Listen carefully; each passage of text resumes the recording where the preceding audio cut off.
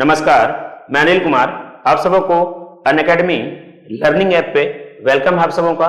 वहां पे भी हमारे सभी लेसन्स पढ़े हैं। आप वहां पर जाके हमें फॉलो करके बेहतर तरीके से पढ़ सकते हैं।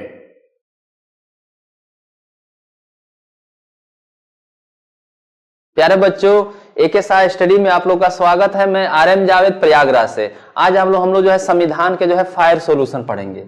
संविधान के फायर सॉल्यूशन। आज हम लोग जो है गवर्नर जनरल से क्वेश्चन ज्यादा पूछा जाता है। गवर्नर जनरल हो गया या वायसराय हो गया, यहाँ से प्रश्न जरूर पूछा जाता है। तो आज हम लोग जो है संविधान के अंतर्गत और देखेंगे आप लोग जो है संविधान के अंतर्गत जो है वायसराय, गवर्नर जनरल और स्वतंत्र भारत का प्रथम गवर्नर जनरल, अंतिम गवर्नर जनरल, यहाँ से प्रश्न जरूर पूछा जाता है। तो आज हम लोग जो है इसका चर्चा करेंगे और यहाँ से जो है अभी देखेंगे आरपीएफ का एग्जाम हो रहा है और सुपर टेट का एग्जाम होने वाला है, रेलवे का एग्जाम होने वाला है, पुलिस का एग्जाम होने वाला है। यहाँ से प्रश्न जरूर एक फंसेगा, कम से कम 2 प्रश्न यहाँ से जरूर रहेगा, इसको ध्यान रखना आप लोग। तो संविधान के फायर सॉल्यूशन में जो है हम लोग पढ़ेंगे। प्रश्न आ जाए कि बंगाल का जो है प्रथम गवर्नर कौन था। तो बंगाल का प्रथम गवर्नर जो है आप लोग बताएंगे लॉर्ड क्लाइव था। लॉर्ड क्लाइव, ये ध्यान रखना। प्रश्न आ जाए कि बंगाल का अंतिम गवर्नर कौन था, तो आप बताएंगे बंगाल का अंतिम गवर्नर जो है वारेन हेस्टिंग्स था। कौन था?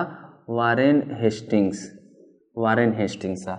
प्रश्न आ जाए कि बंगाल का प्रथम गवर्नर जनरल कौन था, तो आप लोग बताएंगे बंगाल का जो है प्रथम गवर्नर जनरल जो है वारेन हेस्टिंग्स था। ये ध्यान रखना।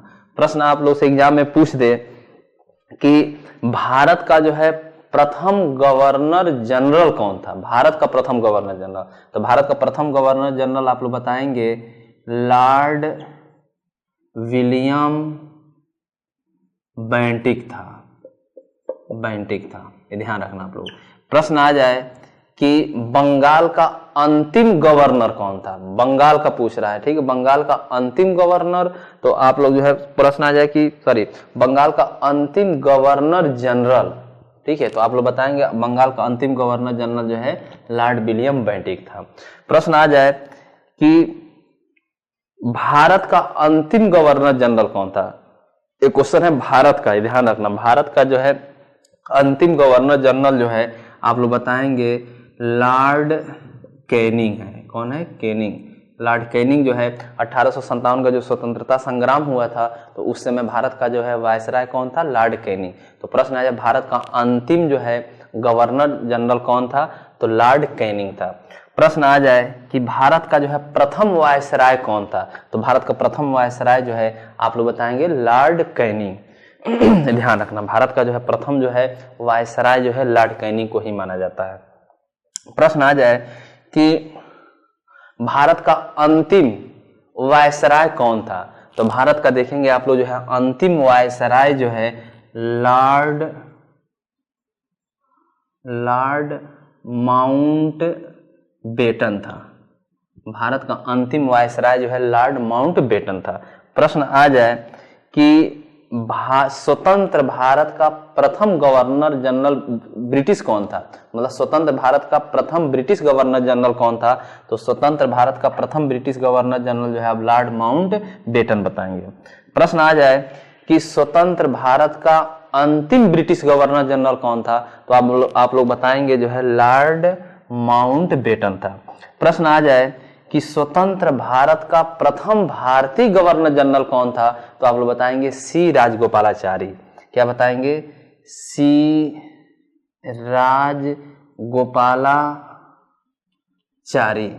राजगोपालाचारी, ठीक है, ध्यान रखना। प्रश्न आ जाए कि स्वतंत्र भारत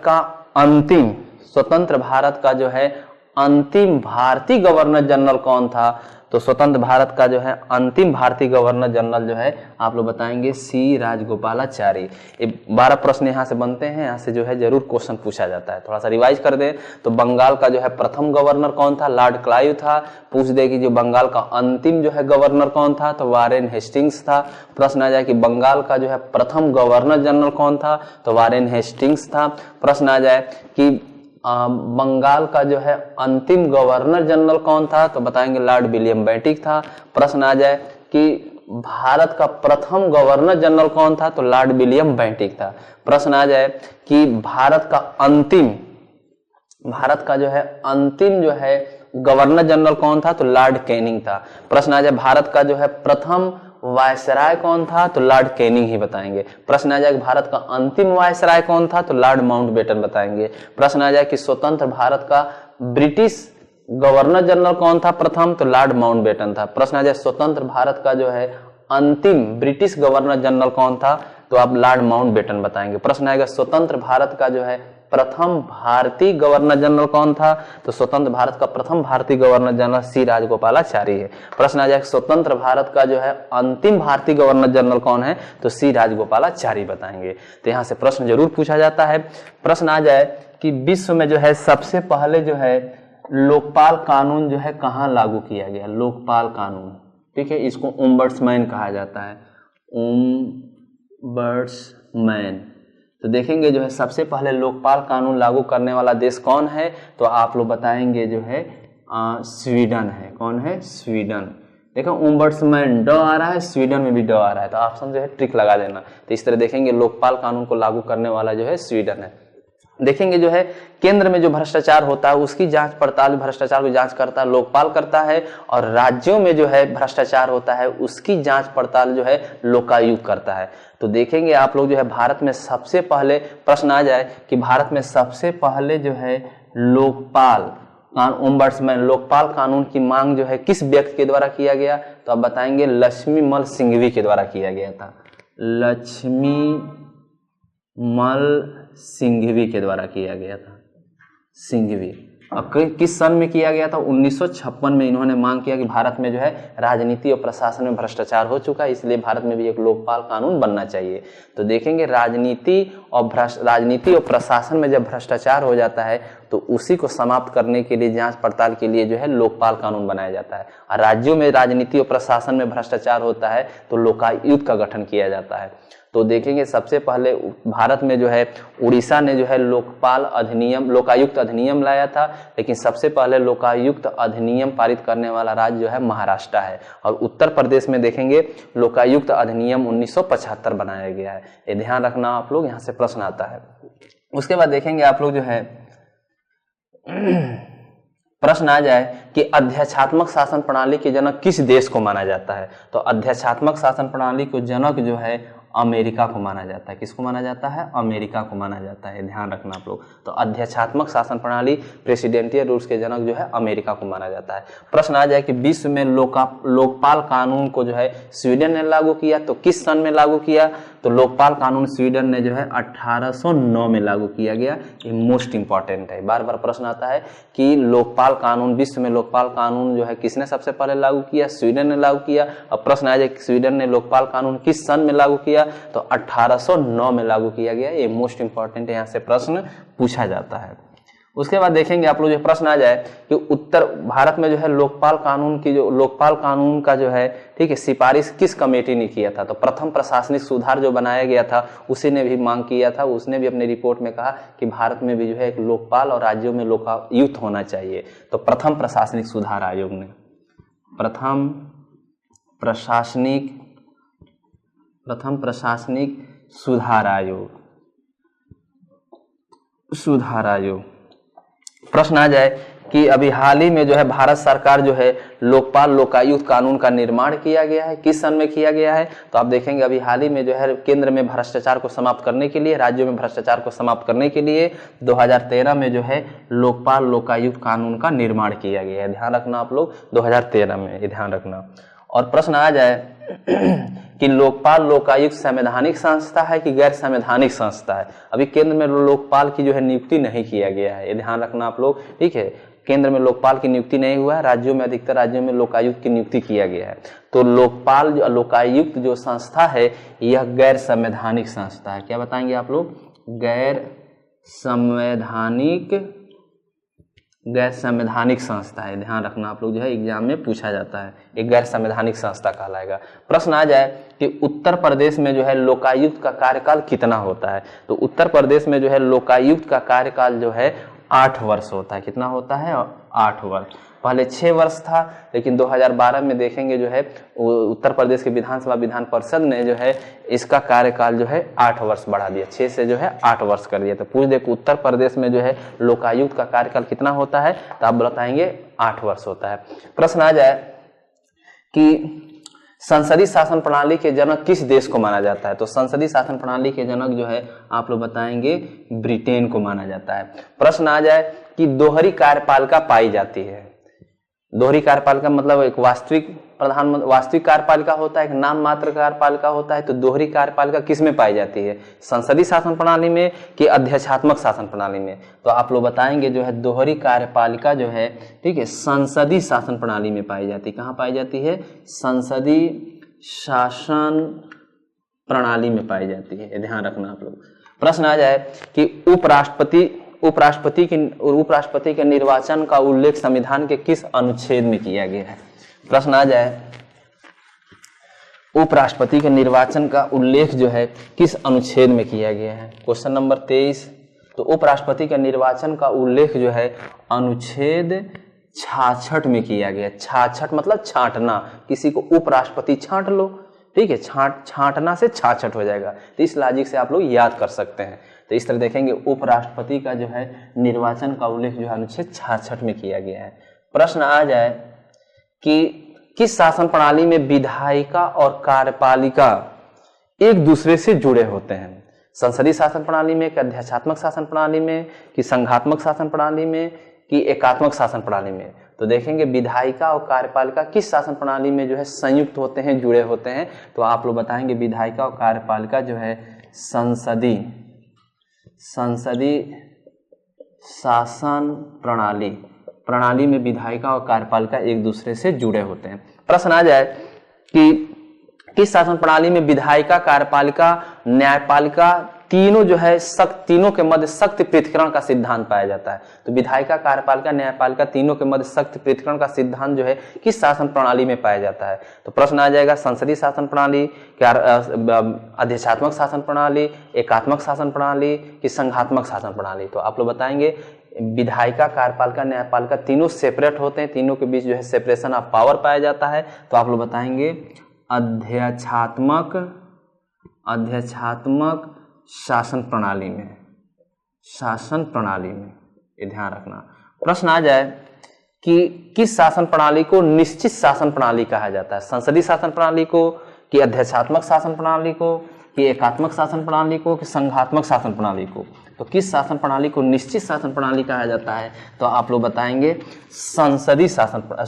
अध्यक्षात्मक शासन प्रणाली को, अध्यक्षात्मक शासन प्रणाली को कहा जाता है, अध्यक्षात्मक शासन प्रणाली को। प्रश्न आ जाए कि भारत के संविधान के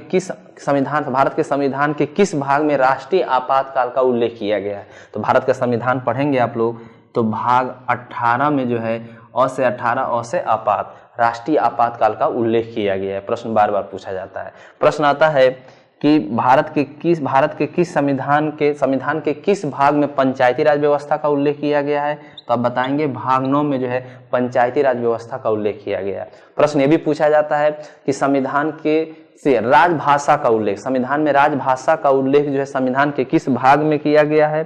तो आप लोग बताएंगे राजभाषा का उल्लेख जो है संविधान के भाग 17 में किया गया है।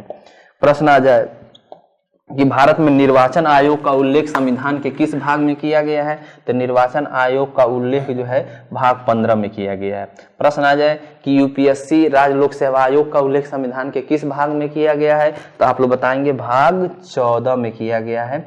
प्रश्न आ जाए कि राज्य के नीति निदेशक तत्व का उल्लेख संविधान के किस भाग में किया गया है? तो राज्य के नीति निदेशक तत्व का उल्लेख संविधान के भाग 4 में किया गया है। प्रश्न सब पूछे जाते हैं, यहाँ से भाग से जो है जरूर पूछा जाता है। प्रश्न आ जाए कि संविधान के किस भाग में जो है नागरिकता का उल्लेख किया गया है? तो इसका कमेंट जरूर करें आप लोग, नागरिकता का उल्लेख संविधान के किस भाग में दिया गया है? तो क्वेश्चन नंबर 33 का जवाब जो है आप लोग देंगे, ठीक है। कमेंट बॉक्स में लिखिए संविधान के जो है किस भाग में नागरिकता का उल्लेख किया गया है। उसके बाद प्रश्न पूछ दे कि संविधान संशोधन का उल्लेख संविधान के किस भाग में है? तो संविधान संशोधन का उल्लेख संविधान के जो है भाग जो है 20 में दिया गया है। भाग 20 में जो है संविधान संशोधन का उल्लेख किया गया है। प्रश्न आता है कि भारतीय संविधान के किस अनुच्छेद में जो है संशोधन का उल्लेख किया गया है? संविधान में जो संशोधन होते हैं वो किस आर्टिकल में है? तो आप लोग बताएंगे, भारत का संविधान पढ़ेंगे आप लोग तो देखेंगे आप लोग जो है अनुच्छेद आर्टिकल 368 में जो है संविधान संशोधन का उल्लेख किया गया है। प्रश्न यहीं से बन जाएगा कि भारतीय संविधान में संशोधन की प्रक्रिया किस देश के संविधान से लिया गया है? तो आप लोग बताएंगे साउथ अफ्रीका के संविधान से लिया गया है। प्रश्न आता है कि समवर्ती सूची किस देश के संविधान से लिया गया है? तो आप लोग बताएंगे समवर्ती सूची जो है ऑस्ट्रेलिया के संविधान से लिया गया है। कहाँ से लिया गया है? ऑस्ट्रेलिया के संविधान से। प्रश्न आ जाए कि राज्य के नीति निदेशक तत्व कहाँ से लिया गया है? तो आप बताएंगे राज्य के नीति निदेशक तत्व जो है आयरलैंड के संविधान से लिया गया। आयरलैंड के संविधान से लिया गया, ये ध्यान रखना। चलिए क्वेश्चन नंबर 39 का आंसर बताएं, विधि का शासन किस देश के संविधान से लिया गया है? 39 का आंसर लिख कर आप लोग बताएं, विधि का शासन जो है किस देश के संविधान से लिया गया है? प्रश्न आ जाएगा, ठीक है। संविधान के भाग 2 है उसका भी आंसर बताइए, 33 का और 39 का जो है आप कमेंट बॉक्स में जरूर लिखें आप लोग। उसके बाद प्रश्न आ जाएगा कि संघीय व्यवस्था भारतीय संविधान में कहाँ से लिया गया है? तो भारत में संघीय व्यवस्था जो है कनाडा के संविधान से लिया गया है। प्रश्न आ जाए कि भारत के राष्ट्रपति पर जो महाभियोग लगाया जाता है संविधान के किस अनुच्छेद के तहत लगाया जाता है? तो देखेंगे आप लोग भारत का संविधान पढ़ेंगे आप लोग तो अनुच्छेद 61 के तहत जो है राष्ट्रपति पर महाभियोग लगाया जाता है। प्रश्न आ जाए कि राष्ट्रपति पे जो है महाभियोग जो लगाया जाता है वह किस देश के संविधान से लिया गया है? तो आप लोग बताएंगे अमेरिका के संविधान से लिया गया है। कहाँ से लिया गया है? अमेरिका के संविधान से। प्रश्न आ जाए कि उपराष्ट्रपति का पद जो है भारतीय संविधान में कहां से लिया गया है? तो उपराष्ट्रपति का जो पद है ये भारतीय संविधान में जो है उपराष्ट्रपति का पद जो है अमेरिका के संविधान से लिया गया है, ये ध्यान रखना आप लोग। प्रश्न आ जाए क्वेश्चन नंबर 44। प्रश्न आ जाए किस शासन प्रणाली को उत्तरदायी शासन प्रणाली के नाम से जाना जाता है? तो ये ध्यान रखना आप लोग जो है संसदीय शासन प्रणाली को, कि अध्यक्षात्मक शासन प्रणाली को, एकात्मक शासन प्रणाली को। किस शासन प्रणाली को उत्तरदायी शासन प्रणाली के नाम से जाना जाता है? तो आप लोग बताएंगे जो है संसदीय शासन प्रणाली को, संसदीय शासन प्रणाली को, संसदीय शासन प्रणाली को जो है उत्तरदायी शासन प्रणाली के नाम से जाना जाता है। प्रश्न आता है किस शासन प्रणाली को जो है अनिश्चित शासन प्रणाली के नाम से जाना जाता है? संसदीय शासन प्रणाली को, कि अध्यक्षात्मक शासन प्रणाली को, कि एकात्मक शासन प्रणाली को, कि अध्यक्षात्मक शासन प्रणाली को? तो देखेंगे आप लोग जो है निश्चित शासन प्रणाली जो है, अनिश्चित शासन प्रणाली जो है संसदीय शासन प्रणाली को कहा जाता है।